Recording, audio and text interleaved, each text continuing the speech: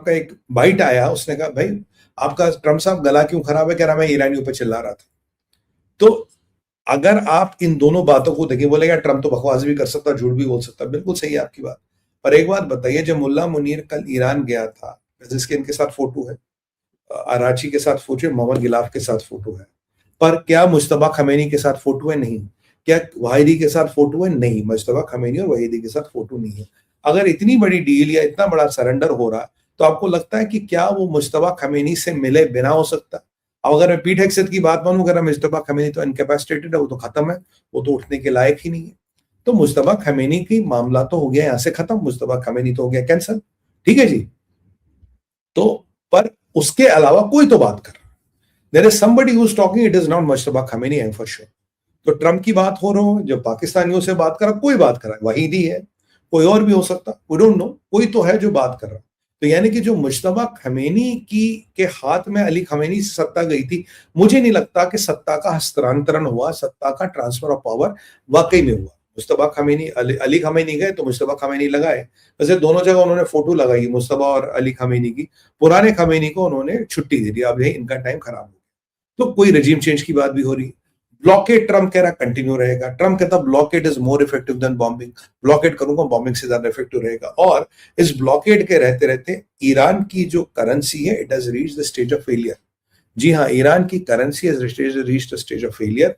और अगर बहुत जल्दी पैसा नहीं मिला, ये करेंसी फेल हो जाएगी। इस महीने तनख्वाह देने को पैसा नहीं, कहानी खत्म। ब्लॉकेड जारी रहेगा। ब्लॉकेड को लेकर ट्रम्प कुछ कह नहीं रहा।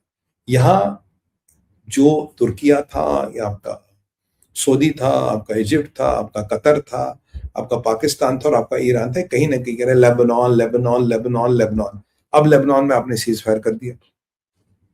और मुझे एक चीज समझ नहीं आ रही, लेबनान के सीज फायर में भी एक पेच है।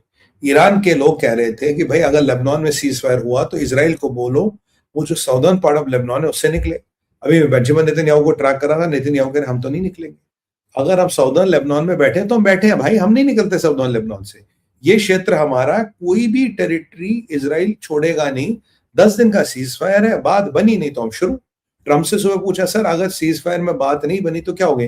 कह रहा वॉर विल रिज्यूम। ट्रम्प ने क्लियर कहा था वॉर विल रिज्यूम। तो अगर मैं सब चीजों को देखूं, ये कन्फ्लिक्टिंग गेम है। पाकिस्तानी कह रहा है जी मेमोरेंडम होगा, ट्रम्प कह रहा है इस हफ्ते के एंड में डील होगी, 7 दिन में डील होगी। ट्रम्प ने कहा था इस हफ्ते के एंड में डील होगी, मैं तो पाकिस्तान जा रहा हूँ डील साइन करने।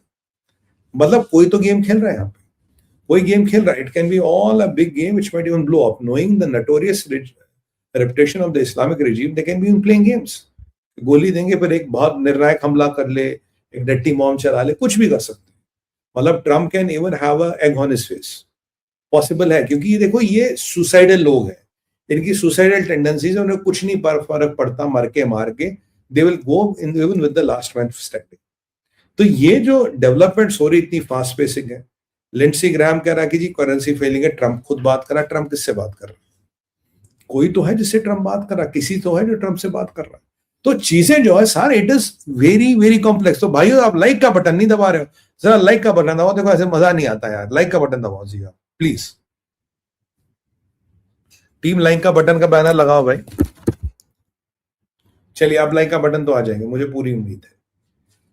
अब देखिए, नेतन्याहू ने सुबह सुबह कहा था भाई मैं लड़ाई के लिए सहमत हूं, मेरी ट्रम्प से बात हुई, मेरे दोस्त ट्रम्प ने कहा मैंने सीज फायर के लिए मैं सहमत हो गया ट्रम्प के आग्रह पे। Trump requested me, I have done it. ठीक है जी। ट्रम्प से पूछा गया ब्लॉकेड कितनी देर रहेगा, ट्रम्प कह रहा भाई कम से कम 4 हफ्ते का ब्लॉकेड और रहेगा। ये अमेरिका से कई लोगों ने इंडिकेशन दी है, 4 हफ्ते का ब्लॉकेड और रहेगा। ठीक है जी। और यहां पे सीरिया से अमेरिका ने अपना पूरा बोरिया बिस्तर गोल कर लिया, कह रहा हम सीरिया छोड़ रहे हैं। दमस्कस में एम्बेसी में जो कुछ गार्ड्स तैनात है, उसके अलावा America has after years went out from Syria. मैंने आपको क्यों सीरिया से गया, मैंने आपको कहा इनकी नेशनल स्ट्रेटजी डॉक्यूमेंट है, वहां फोकस करो जहां तुम्हें कुछ मिलना है। दुनिया में ठुल्ला बन के घूमने की आवश्यकता नहीं, ये सीरिया का वो मुंह है। अमेरिकन सीरिया से गए तो जुलानी क्या कह रहा है? जुलानी यहाँ इसराइल और सीरिया की ठनने लगी है। जुलानी कह रहा देखो भाई ऐसा है कि गोलान हाइट्स जो है ये सीरिया का पार्ट है, ये इजराइल का पार्ट नहीं है। 1974 में जो पोजीशन थी, जो सिक्योरिटी पैक्ट था, उसके अनुसार गोलान हाइट्स सीरिया का पार्ट है, अमेरिका का पार्ट नहीं है। और परिस्थिति ग्राउंड में क्या, गोलान हाइट्स तो छोड़िए, जो इजराइल और सीरिया के बीच बफर जोन है, अमेरिका तो उस बफर जोन के अंदर बैठा हुआ। तो अमेरिका कहता है मैं तो आपके बफर जोन के अंदर बैठा, कह रहा नहीं नहीं नहीं, ये नहीं, मैं नहीं मानूंगा ये। और यहां जुलानी अमेरिका को धमकी दे रहा है, कह रहा दुनिया में कोई ऐसी शक्ति नहीं जो सीरिया को ये कहे कि तू टेरिटरी पे नेगोशिएट कर, there is no power in the world. यानी कि ट्रंप को कह रहा तू कौन भाई। इंटरेस्टिंग। और इसराइल कहां बैठा, इसराइल बफर जोन के अंदर बैठा, गोलान हाइट्स तो दूर की बात है, बफर जोन के बैठा। इसराइल की तोपें दमस्कस से 15-20 मिनट दूर है। यहां जुलानी तेवर दिखा रहा। और यहां मैं अगर पीछे जाऊं, जो इसराइल का एम्बेसडर है टू तुर्किया, उसने अर्दोगन का धमकी दे दी। वो कह रहा देखो जी, इस क्षेत्र में बाहुबल चलता है, ओनली मिडिल ईस्ट में पावर चलती है, ताकत चलती है। Here you can only stand on the base of your power, अन्यथा मिडिल ईस्ट में स्टैंड नहीं कर पाओ। चलो ठीक है जी, मिडिल ईस्ट में ताकत चलती, मिडिल ईस्ट में पावर चलती है, अन्यथा आप स्टैंड नहीं कर पाओगे। ये इजराइल का एम्बेसडर कहता है। और कहता है जैसे कि अब देखो सीरिया में वहां एक पावरफुल बादशाह बैठा है, Jolani is a very powerful king, जबकि उस पर $10 मिलियन की बाउंटी थी, अमेरिका ने लगाई थी। अब कह रहे is a very powerful king, और वो जो वहां बैठा है इसीलिए सीरिया शांतिपूर्ण है। अब वही शांतिपूर्ण सीरिया अमेरिका को कह रहा तू कौन है भाई इस गोलान हाइट्स पे नेगोशिएट करने वाला, गोलान हाइट्स मेरी जमीन है। यहाँ सिचुएशन बलटने लगी, सिचुएशन टनने लगी। और फिर वो कहता भाई जैसे कि तैयब अर्दोगन बहुत पावरफुल लीडर है, और बड़ा व्यंग्यपूर्ण स्टेटमेंट है, तैयब अर्दोगन बहुत पावरफुल लीडर है, और you know that is why he is controlling तुर्की बिकॉज ऑफ हिज पावर। और जब तैयब अर्दोगन वॉशिंगटन गया था तो ट्रंप ने उसे क्या कहा, who knows rigging election better than you, he knows it better. तो मतलब कहा था भाई तू तो इलेक्शन रिग करके यहाँ बैठा है। तो जो तैयब अर्दोगन खलीफा बन रहा था, लेबनान में जेनोसाइड नहीं होगा, गाजा में ये हो रहा, मुसलमान मार दिए, इत्यादि इत्यादि, इसको बोल दिया भाई चुपचाप बैठो, अमेरिका के पास काफी ताकत है। फिर एक सवाल आया कि भाई जो तुम्हारे पास S-400 है तो इसको लेके आप क्या करोगे। बोलता है S-400 तो समस्या हमारी तुर्किया के साथ, क्योंकि भाई तुर्किया नेटो का मेंबर है और S-400 नेटो में कंपैटिबल नहीं है। ये हमारे पास तुर्किया में एक फांस की हड्डी फंसी S-400, तुर्किया has to give up S-400। तो यहाँ फरमान भी सुना दिया, बेटा तेरे पास जो S-400 है इसे कल्टी कर दे, ये नहीं चलेगा। राइट। यहाँ सीरिया में आप देख ही रहे हो कि यू नो कहानी क्या हो रही है, अमेरिका घूम गया और आपके जुलानी ने अपने तेवर दिखाने शुरू कर दिए। और लिंडसी ग्राहम कह रहा है कि भाई जो लेबनान का सीज फायर था वो ठीक है, बट इजराइल को अपनी सुरक्षा करने का पूरा हक है। बेंजामिन नेतन्याहू का स्टेटमेंट आता है कि boss fight with Hezbollah is not over, Hezbollah के साथ लड़ाई खत्म नहीं हुई, वो जारी है। 10 दिन का हॉल्ट है, 10 दिन तक टी ब्रेक है, 10 दिन बाद हम फिर शुरू होंगे। आपको क्या लगता है हिजबुल्लाह बदलेगा, सुधरेगा? नहीं।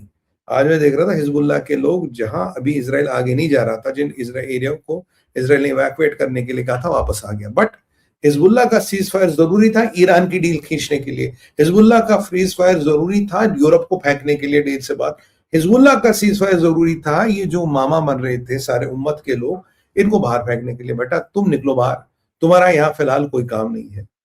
और ट्रंप बिल्कुल क्लियर कह चुके जी यूरेनियम तो ईरान मान चुका है देने को, और ईरान हमारी हर शर्त मान चुका है। यानी कि जो ट्रंप का 15 पॉइंट का एजेंडा वो चल रहा, जो ईरान का 10 पॉइंट का एजेंडा था, वो कैरोलिन लेविट ने कह दिया भाई वो तो हमने डस्टबिन में डाल दिया, वो that is already in the dustbin. जो एजेंडा चल रहा है वो अमेरिका का चल रहा है। ठीक है जी।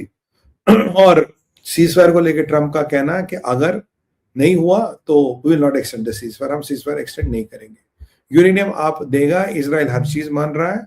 और ट्रंप ने तो आज पोप को भी धो दिया, कह रहा पोप को ईरान सिंपैथाइजर है, पोप को ईरान के न्यूक्लियर वेपन से प्यार है, मुझे पोप से कोई आक्रोश नहीं, बट पोप की विचारधारा से आक्रोश है, पोप का पूरा आदर सम्मान है। ये थोड़ा मसला चल रहा है। लिंडसी ग्राहम ने भी कहा है,